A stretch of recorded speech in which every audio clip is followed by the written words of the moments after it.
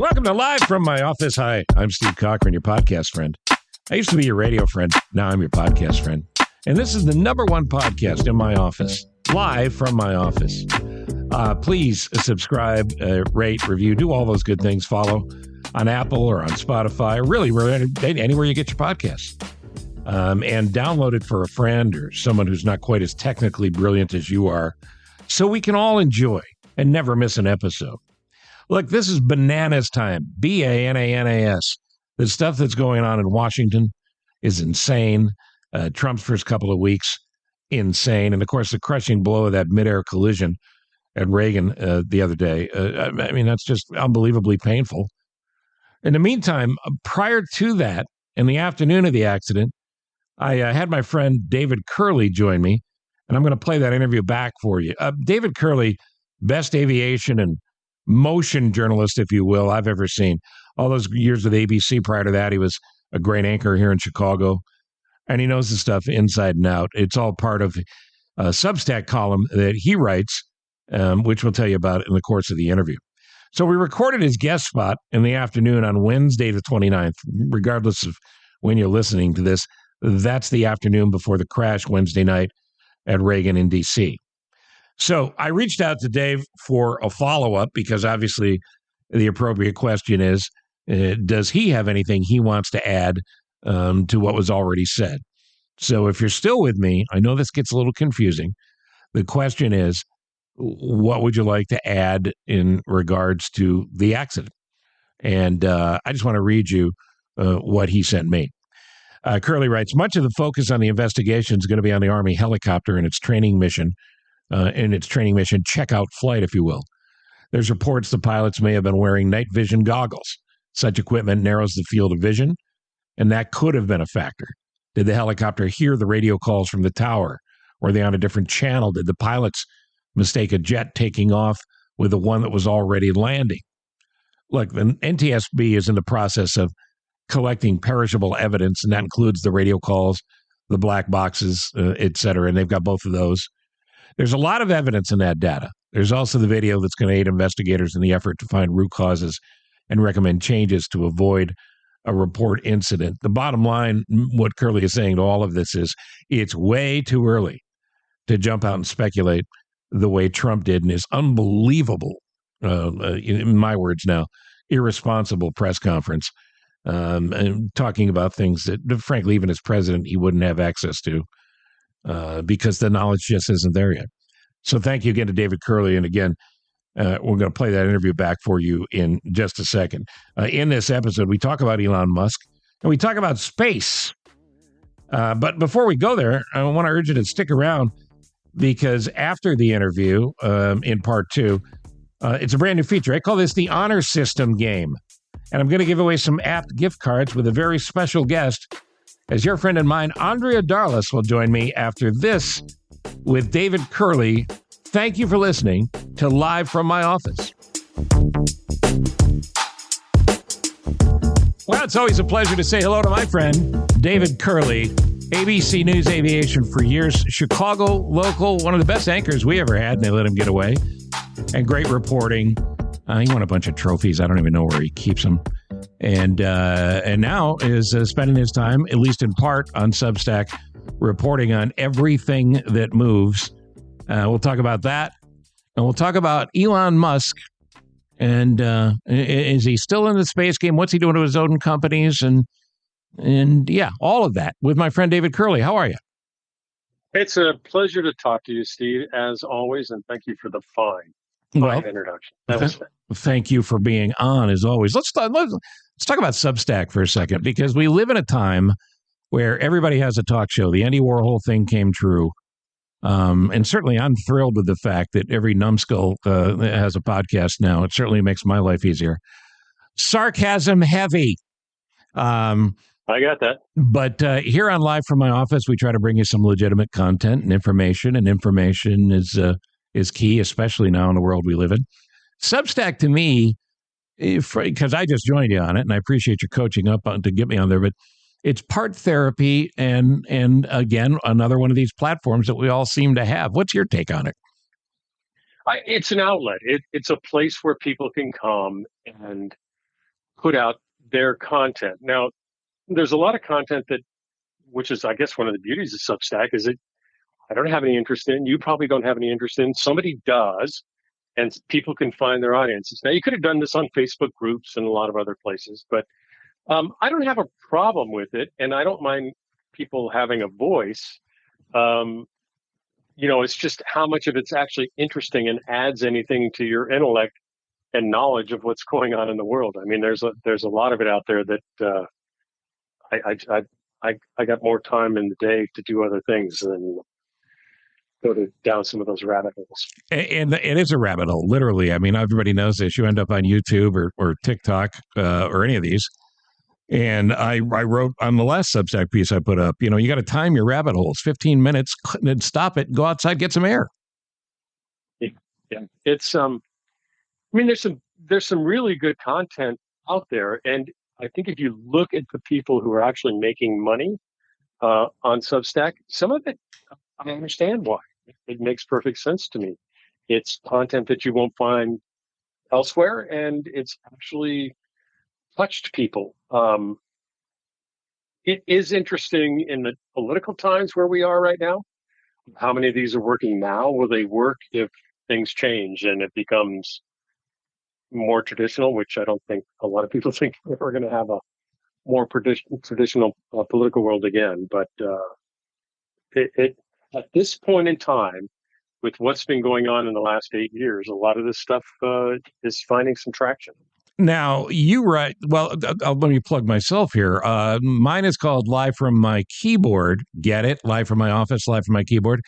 But you write about everything that moves. This is an extension of all the work you did at ABC and a bunch of other places as well, in covering literally everything that moves. What's it called? Full Throttle.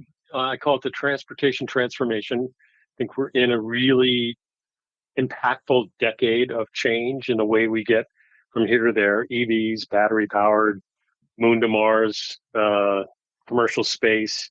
We just saw Boom, the supersonic jet, do a test flight the other day and break the sound barrier. So all these things are coming in changing the way we are getting from here to there. And I write about that. And in the process of doing that, you and I both come from a world where you do your homework, you do your journalism, you do your reporting, and you deliver actual facts. I know that's not popular in 2025, but actual facts, actual truth. It's a lot of work, but one of the things I love about what you write and how you write and your narrative style is it's readable. It doesn't feel like science class. For those that don't like science class, I'm a bit of a nerd about it, especially when it comes to space. But I really like the rhythm of it and the links and also the video that you attach to it to round out the story. So I'd highly recommend it. How do people get it? It's David Kerley, Kerley, one word, davidkerley.substack.com. Thank you for the kind words, and I appreciate that you see that in it. There's a lot of stuff in space and in the EV world that I think is really interesting, and the bigger picture that often gets lost.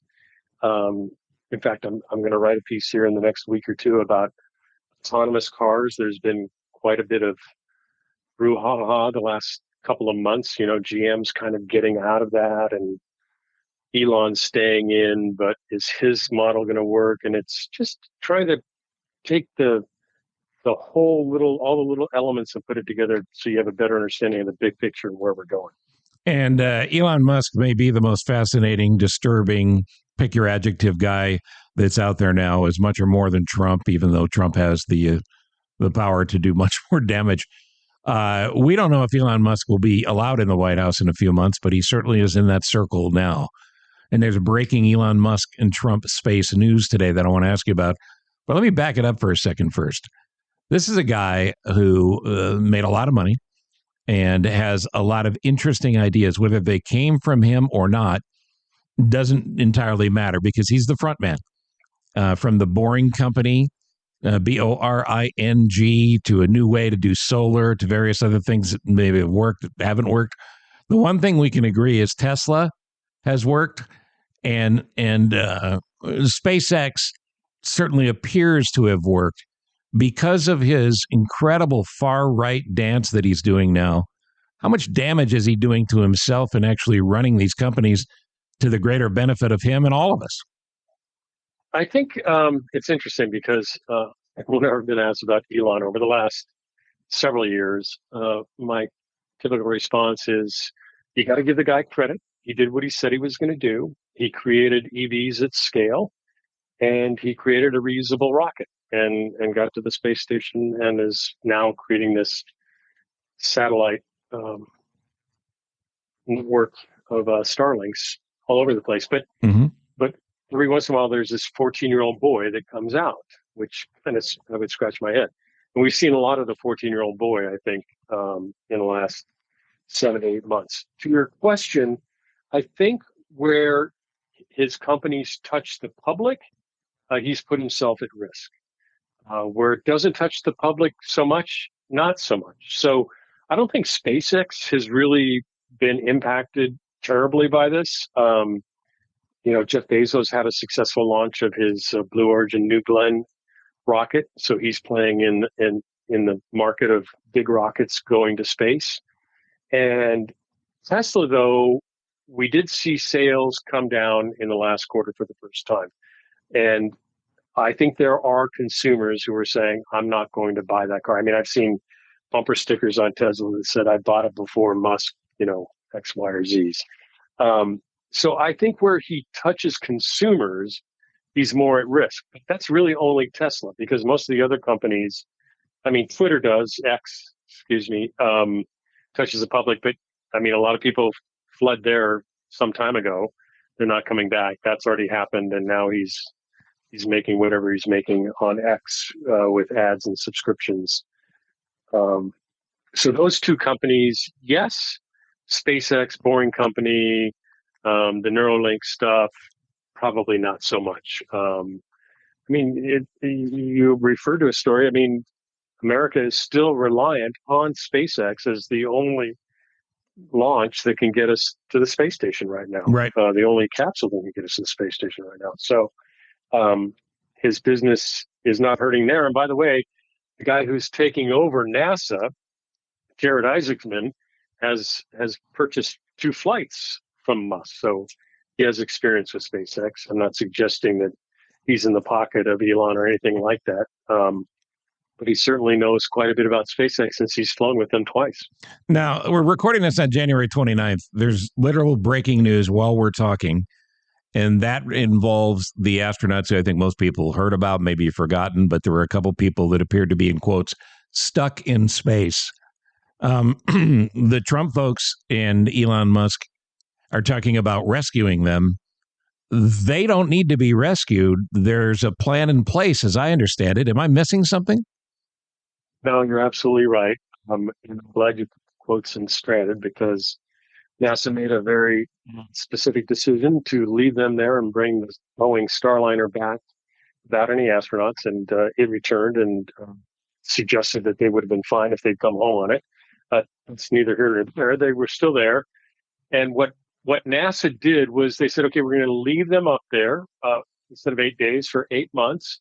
And the next mission, which is Crew 9, instead of 4 astronauts coming up, we're just going to send 2. And the 2 that are up there will become the other part of Crew 9. So they are part of Crew 9, and they're expected to return on a SpaceX capsule that is there at the space station right now with the other 2 members of Crew 9 once Crew 10 arrives. But then the president said he wanted Elon to go rescue these astronauts. They don't need to be rescued. And NASA put out a very interesting press release that said that they're working diligently. I'd have to pull up the actual words to return Crew 9 and the handover to Crew 10. It sounds like they're trying to say, yes, we're listening, we're trying to do something, but I don't think anything's going to change. I think Crew 9 will come home when Crew 9 was supposed to come home, and Crew 10 will go up ahead of time so they can have the handoff.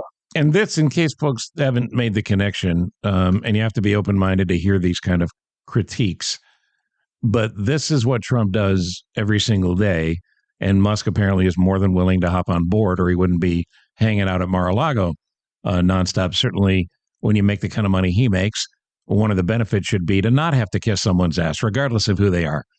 But he's there, and he's in that circle Honesty comes second to becoming the story of the day. And you might be saying, well, the president of the United States, of course, he's the story of the day. But I promise you, when Donald Trump gets up in the morning, it's not about what's right for America. It's about what's going to make his headline of the day and his headlines, plural, of the day. We saw this in California in the last couple of weeks with the fires, and an insane post over the weekend about opening up these two giant Acme cartoon spigots that he somehow is envisioning in Northern California to have the water flow south to where Southern California has plenty of water. They just happen to be battling a fire of 1,000 years. And that's the holdup, not the fact that they didn't want to put it out. So I tie those two stories together, David Kerley, because the California story about the water is bullshit, and this saving the astronauts is bullshit. It's just another opportunity for Trump to say, yep, saved you again.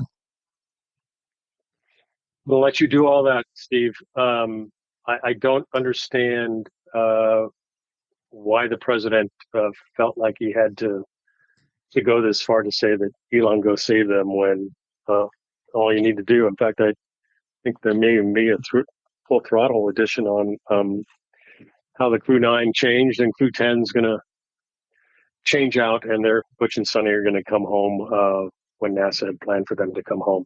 But, stranger things have happened here in the last week or so. So what is it? Stay tuned. Stay tuned. Stand by. Just to reiterate or reinforce, I guess, there isn't even a crisis big enough to have Tom Hanks and Ron Howard make a movie about it when it comes to these astronauts. They're coming home. They are. They actually, sounds like they've said that they cherish every day. They're both veteran astronauts. I'm sure they're wondering whether they're going to get to space again. So they seem to be enjoying it. There's one other element to this, is that there are currently those two and another astronaut on board right now who came up on the Soyuz, Don Pettit. And Pettit comes home in March. Depending on how this all shakes out, you don't want to have a space station without Americans on board and just Russians at this point. So it'd be interesting to see how it all shakes out. So in the background of this, the scientists of Russia, do they communicate and cooperate? And do our scientists communicate and cooperate with them on the most professional level to make all this work? So it's been interesting. It's yes, is the short answer, that things have been pretty good between the two space agencies. There, a couple of years ago, when Ukraine just started, the guy who was running the Russian space agency was a much more political than the current former cosmonaut who's running the Russian space agency, or at least the department that is dealing with human spaceflight. And it got a little dicey on social media, but right now, no, it seems extremely professional between both the Russians and the Americans. The one place we seem to be cooperating is at the International Space Station. Again, it's all in Full Throttle, David Kerley on Substack. I have to ask you about flying airplanes. You're on a trip now. I'm about to go on a trip as well. In case people haven't booked a trip lately, if you're not doing it 30 days in advance, good luck. And trust me, you don't want to fly middle seat. Because of this, I guess I'm reluctant to even wish that prices are going to come down on travel anytime soon. I don't know that they ever will. But in the meantime, the capacity changed during COVID. Capacity could change in the other direction since so many of these planes are flying full. Does that serve the business purposes of these airlines in any way? No, actually, the problem here is actually goes back to Boeing and the fact that they've not been able to deliver a bunch of aircraft, especially 737s. So a lot of airlines have had to try and, jigger around their schedules to try and handle all the demand. And there is still a lot of demand to fly. A lot of people still want to travel. Are they making more money now after they've made those adjustments? Possibly. In fact, some of the earnings in the last quarter were very good for United. American, not so much. Delta did okay. So they're doing fine. But, it's always supply and demand. And as a bunch of us want to fly and they don't have the aircraft they need to solve everybody, guess what? It gets a little more expensive. And these regional models of airplanes where you're flying equipment that's 20 and 30 years old, is that sustainable to handle the flow the way things are set up now? Well, a lot of those aircraft are being replaced. The big maker of those aircraft is Embraer out of Brazil, Mm-hmm. a very good aircraft company that's building some pretty nice new jets. It's the feeder system. The regionals feed to the hubs that allow the airlines to take you where you want to go. It's all working pretty well right now, just costing a little more than you probably like. We don't have enough snow for dog sleds, but alternative travel, probably not a bad idea. What would you think if you saw me on a skateboard sometime soon? Would that be a surprise? Oh, that'd be a shot. I'd like that. I'd put that up on the wall, actually. Love to see that. Steve Cochran on a skateboard. Yeah. My best to your family, and thank you for interrupting your trip to do this. It's always great having you on live from my office. I hope everybody will subscribe to Full Throttle and read it and share it. That's a key, kids. Remember to share, just like Mom taught you. And while you're on Substack, check out Live from My Keyboard as well. Thank you, buddy. I appreciate you doing this. My pleasure. Welcome to Substack. Always great to talk to you, Steve.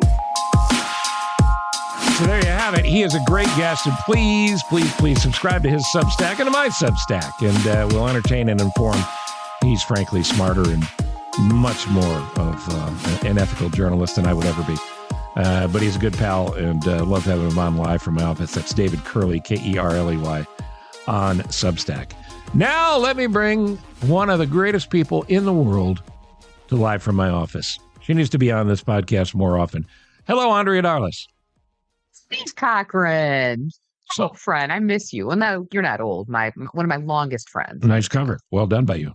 Thank you. I miss you. I miss you back. And, we need to do this more often. But in the meantime, I wanted to interrupt your day to join me for this brand new feature that I'm doing here. Now, as you know, Ross Cochran produces Live from my office. None of these get on the air without him. And you and I both have good friends at Apt Electronics. Steve Shapiro and everybody there, all the brothers, right? Billy, Ricky, all those guys. They're the best. In fact, less than 2 weeks ago, Steve Shapiro himself came over and put in a brand new microwave for me. Well, he didn't personally, but he got me the new microwave and he sent his crew over, and I had a brand new microwave within less than 24 hours. They're all about the customer service. All about the customer service. They're great. He's the best. So I'm calling this the I don't know, what's the right name for it? Because when we did contests on the radio, it was easy, right? You would call in, and when you would call in, we'd ask you questions, you'd answer the questions, and you'd win or lose. So this is more of the honor system. Okay. Because you're very generous with your prizes, by the way. I seem to recall, even if people might have given a wrong answer, they usually ended up winning. There's no losers. No losers with me. That's right. So the honor system contest works this way, and this is the honor system Elon Musk edition. More on that in a moment. But the honor system works this way. You're going to be the contestant. I'm going to ask you a series of questions about Elon Musk. The total number of answers you get, correct answers in this, will be the key to winning. So anybody listening right now, all they have to do is send me an email to thecochranshow@gmail.com with their home address and tell me how many questions you got right. And I will reveal that once we're done with these, 3, 4, or 5 questions. So you would just say, let's say you got 5 of them right. You would just write, and Andrea got 5 of them right. Here's my home address. Send me the gift card, chump. And then I would send the gift card to the home address. So that's what we're doing. That's and I like that they even get a gift card if they call you chump. Well, I'm a giver. I'm a giver, and they're takers. That's all I'm saying. All right. So how about a little background here? A little background. Did you know that Elon Musk started his first software company when he was 12 years old? I knew he was very young. I didn't know he was 12, though. Yeah, it was something called Blastar. It's a violent video game, and that was a big hit. So moving on, he launches his first company called Zip2 in 1995. That with his brother Kimball and Greg as well. The company's later acquired by Compaq. Remember Compaq Computers? Yeah, of course. So Zip2 was city guides long before GPS and a million other ways you get a city guide. These were online city guys. So they paid him $307 million. So he's not 25 yet, and he's got a company worth $307 million. Then he merged his company with another that created the software for PayPal. Here's your payday. And when PayPal hits, he made $1.5 billion. Boy, and here's a little trivia for you. You know who sold that PayPal software to him? No. A graduate of the University of Illinois. Come on, really? Yeah, PayPal. Yeah, we like to take credit for that, not Elon. We like to take credit for the PayPal founder and the YouTube founder. Well, that's great. No, I'm totally with that. And of course, then comes Tesla Motors, SpaceX as well. Remember Solar City? Yeah. Solar City, how great is this? You don't even get to keep the solar panels. The solar panels they want to put on your house, you lease the electricity generated by those, and then they're still the property of Elon Musk and company. Now, the company is not killing it in the solar side of things, but if that doesn't work out, he's got the Boring Company, Boring. This is a company that doesn't bore you to sleep. This is a company that digs giant tunnels that would alleviate traffic and in a faster way connect cities. That's still being worked on, some of it in Los Angeles and other places. And then what a crazy name. Yeah, the Boring Company. Yeah, great. Not great. And then, OpenAI. OpenAI is arguably the big dog in AI, and he was a co-founder and an early investor. And then he had a big fight with the co-founder Sam Altman. So he doesn't like Sam Altman. I don't know if Sam Altman likes him, and because of that, he's basically out. And OpenAI is, like I said, the big dog in AI. I don't know if you heard, Andrea. This AI thing's pretty big. Heard something of it. Yes. Yeah, it's kind of big. So that all brings us to this, and these are my questions for you in Elon Musk. This is the honor system quiz. So again, your only task here is to listen, and when we reveal how many of these questions Andrea gets right, drop me an email, vcochranshow@gmail.com with your home address and the number of questions Andrea got right, and then in exchange for that, I'll send you an apt gift card from Apt, pleasing people since the dawn of mankind. Are you ready to play? I'm ready. Okay. I'm going to give you a choice here. This is a multiple choice to start things out. Who has fathered more children? Elon Musk or Nick Cannon? Who has fathered more children? Nick Cannon. Nick Cannon. Your answer is Nick Cannon? I'm going with Nick Cannon, yeah, because I think he has... Boy, didn't Nick Cannon have, he didn't have them, but didn't his wives/girlfriends have 3 of his children in the same year? He has 3 kids that are the same age, I think. Yeah, he didn't bother with that whole 9-month waiting period. He was cross-pollinating most of Southern California. Now, Elon Musk again has a lot of different women that he has his children with too, and current women. And I think they all live in the same complex, if I'm not mistaken. I don't. Cult. Yeah, I'm not sure, but you're going Nick, huh? I'm going Nick. Correct answer is a tie. They both have fathered 12 children. 12. Oh. Now. No, see, I thought Elon was 10, and I thought Cannon was 14. Yeah, well, you hit it right in the middle. It's a dozen. Both of them have fathered a dozen. Sadly, both of them lost a child, but both of them have fathered 12 children.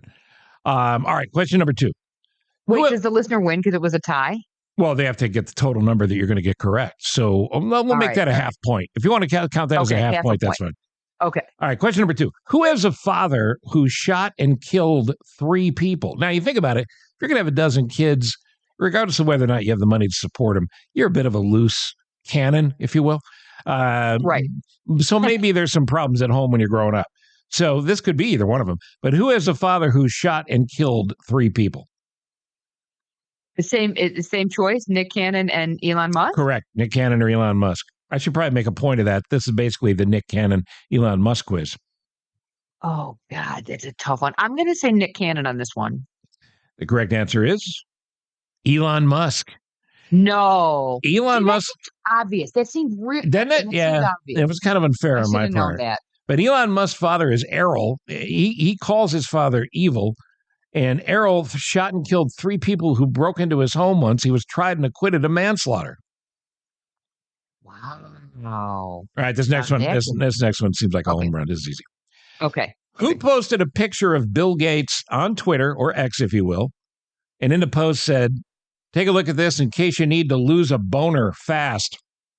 It was a picture of Bill Gates, and the line was, "In case you need to lose a boner fast." Was that Elon Musk or Nick Cannon? I'm going Musk. That's exactly right. That's Elon Yeah. Musk. Yeah. Yep. Because Nick Cannon's a lot of things, but I don't think of him as a mean guy. Do you? He's not the ex-boyfriend of Rihanna, is he? Nope. That's Chris Brown. That's it. Okay, yeah, no, he's the mean one. Yes. No, Nick Cannon, I wouldn't think is mean. He just gets around a lot. Yeah. He's a man slut. And he looks snappy in that turban that he wears once in a while. I don't know what that's about. But let's get to the baby stuff here, if we will, because not surprisingly, when you have 12 kids, you might run out of names. Well, these two have named their children some very bizarre names. So I'm going to give you a baby name, and then you tell me whether Elon Musk came up with that with his partner or whether it was a Nick Cannon and partner generated name. All right. So first baby. Okay. These are these are the real names of the children. Techno Mechanicus. Wait, what is it again? Techno Mechanicus. That's Musk. That is Elon Musk. Sure, you got the tech part in there. That's Elon Musk. Techno Mechanicus. So by my score, you're 2.5 right now. How about Beautiful Zeppelin? Oh, God. I'm going to say Nick Cannon. That's right. Because That's right. Is it? All right, good. Yeah. What do you name that kid on the playground? What's the nickname? BZ? Zep? Buttes? Oh, it's no good. Beauty? It's no good. You're at 3.5 correct right now. All right. Now, there's twins. The twins' names are Moroccan and Monroe, short for Rock and Roll. Is that Nick Cannon or Elon Musk? Moroccan and Monroe. Rock and roll because of rock and roll. I'm thinking Nick Cannon. That's exactly right. I think Musk would be a little more outlandish with his kids' names. As weird as that sounds. Yes, Moroccan and Monroe, rock and roll, and that was with Mariah Carey. That's Mariah Carey's twins with Nick Cannon. And speaking of bizarre names, Carey had kids with him. Sure. And speaking of bizarre names, Exadark Cidareal. The nickname of this youngster is Y. That's a little girl. Exadark Cidareal. Is that Nick Cannon or Elon Musk? That's Musk. That's exactly right. And just based on that, Musk. I'm embarrassed to sound so adamant about that, but I have read about some of his kids' names in the past, and they are more outlandish than Nick Cannon's. Yes, and I will tell you this: you and I were on the air when that story came out, and I remember talking about it. Exadark Cidareal. Yes. Yeah. Are you saying it? Are you pronouncing it correctly too? Not even close. No idea. Okay. Yeah, no idea. It sounds like a setting for toast. Exadark. Right, or like a coffee roast, like a Keurig. All right, so I've got 4.5 correct. I'll give you 1 for a tiebreaker. This is neither Nick Cannon or Elon Musk. This could be anybody. Anybody at all. Can you tell me who named their son Kal-El, Kal-El? Kal-El, of course, the name of Superman. Who named their child Kal-El? I'm going to give you a hint. It rhymes. I was going to say, okay. It rhymes with Nicolas Cage. Who named their child Kal-El? Oh, all right. See, it's neither. It's neither. I think it's Nick Cage. It's Nick Cage. That's exactly right. That sounds like something Nick Cage would name his kids. I actually was going to say Musk until I got the little hint. So Thank you for that. Yes. And Nick Cannon had a couple others we didn't get to. Powerful Queen. That's the name of one of Nick Cannon's daughters. And Powerful Queen. How about this one? Zillionaire. Zillion. No way. Come on. Heir. Zillionaire. That's another child's name. Based on this, shouldn't authorities take the kids away from both of these idiots? I mean, come on. There should be some sort of a clause where when a kid turns 18, I'm not even going to say 16, when you become an adult, when you can serve in the military, when you can vote, you have a right to look over your name and see if you want to change anything about it. Right. And you could also check the box where I never have to call my parents again, because that could be in there. Kanye and Beyonce had some weird kid names. Right. It's nothing compared to these two. Yeah, I think one of their kids' name was Buster. No, that's probably not right. But congratulations, Andrea. You did very well. I'm grading you on the curve. I'm going to give you 5 correct answers. Yes. All right. 5 correct answers. Unfortunately, it does include for you a prize of a weekend in the Dells with Elon Musk And I know he's got a lot of money, but it's not going to be a fun weekend for you. You know what? I'm going to donate that to charity. I'm going to donate that to whoever wins your contest gets that prize too. Here's all you have to do. You send me an email that says Andrea got 5 right with your home address and send it to thecochranshow@gmail.com. I, in turn, will send you an Apt gift card from Apt Electronics. Thank you, Mr. Shapiro, and to the Apt brothers. Thank you, everybody at Apt. And we'll do more of this in the future. Will you come back? Will you do the podcast again? I'll do it every week. Oh, you're the best. You're the best. In the meantime, on behalf of... I'll do it as often as you'd like me to. And in the meantime, on behalf of Exadark Citarael and her attorney, you've been listening to Live from My Office. Don't forget to check out my Substack. Go to Substack and look for Steve Cochran. There's new writings going up there all the time. And the CochranShow.com is a great way to stay connected with all that we're up to. Thank you, Andrea. Thank you, my friend. Talk to you soon. And you've been listening to Live from My Office. 30 years plus on the airwaves. You have turned your dial to me. Now you're tuned into my podcast. It's Live from My Office, Steve. From Ithaca, New York to Carolina South, W. Cochran Steve. From Minneapolis and then Chicago twice, top-rated shows achieved.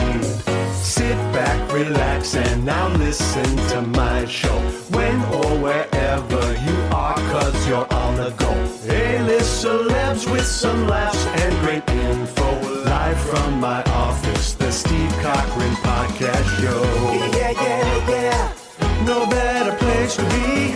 Yeah, yeah, yeah, yeah. Subscribe and like for free. Yeah, yeah, yeah. Live from my office, Steve. So glad you're with me. It's Live from my office, Steve. Thank you for listening to Live from My Office, a service of Monkey Run Productions. All rights reserved. The podcast is hosted by Steve Cochran, and it's mixed, edited, and produced by me, Ross Cochran. Steve is available for corporate speaking gigs. He would love to MC your event, and occasionally, he's funny. Thank you for listening. Head to CochranShow.com for more.